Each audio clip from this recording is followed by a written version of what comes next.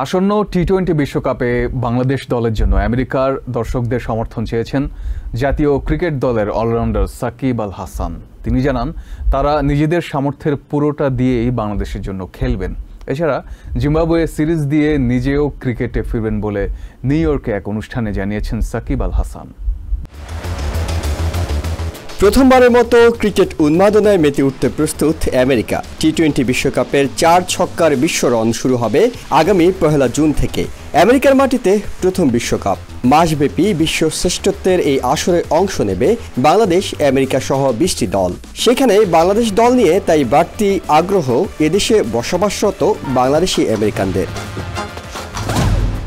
বাংলাদেশ দলের সবচেয়ে বড় তারকা ক্রিকেটার সাকিব আল হাসান অবশ্য বেশ আগে থেকেই অবস্থান করছেন আমেরিকায়। গত বছরের নভেম্বর মাসে সবশেষ তাকে দেখা গিয়েছিল মাঠে। হাতের ইনজুরি এবং চোখের চিকিৎসার কারণে খেলা থেকে দূরে থাকা সাকিব পরিবারের সাথে সময় কাটাচ্ছেন নিউ ইয়র্কে। সেখানে বুধবার রাতে কুইন্সের একটি রেস্টুরেন্টে স্থানীয় ব্যবসায়ী, উদ্যোক্তা ও ক্রিকেট প্রেমীদের সাথে মিলিত হন অন্যতম বিশ্বসেরা এই তারকা।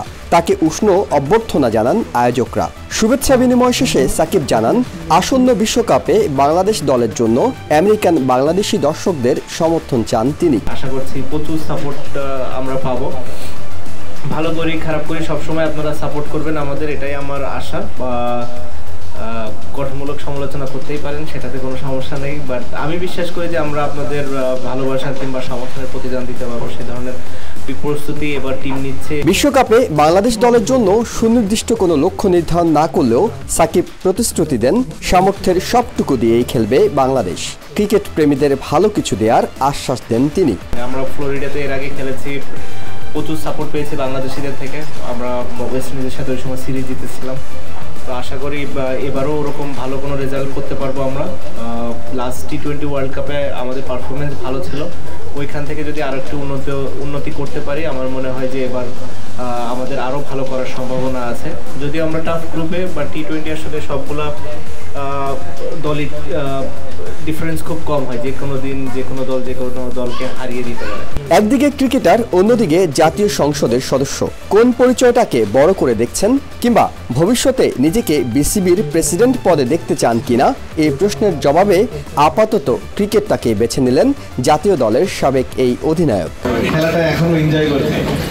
মাঝে মাঝে এই আপনার মতো আমার মাথায় চিন্তা আসে যে কি করবো, তখন খেলাটা আসলে এত ভালোবাসি কিংবা এত পছন্দ করি, এই খেলাটা ছেড়ে আসলে অন্য কোনো জায়গায় যেতে ইচ্ছা করে। সবার খেলা বাকি সরকার। চলতি মাসের শেষে বাংলাদেশে ফিরে যাবেন সাকিব। জানালেন, চট্টগ্রামে জিম্বাবুয়ের বিপক্ষে ম্যাচের মাধ্যমে আবারও ফিরছেন জাতীয় দলে। Ihsan Jewel, TVN 24, New York. New York থেকে সম্প্রচারিত TVN 24 টেলিভিশন বিশ্বজুড়ে বাঙালির কণ্ঠস্বর।